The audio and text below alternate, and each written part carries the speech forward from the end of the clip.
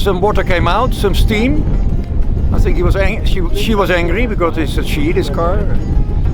She just told us go a little bit slower. So she was a little bit mad at us. She steamed off.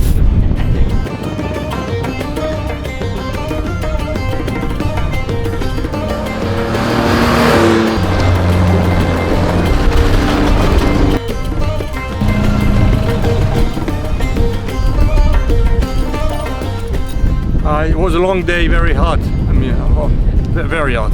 But you know, as long as we knew the rules, you know, this is Peking, Paris, so nobody said it was easy. So we have to be very careful of the car and be cool with la vecchia signora.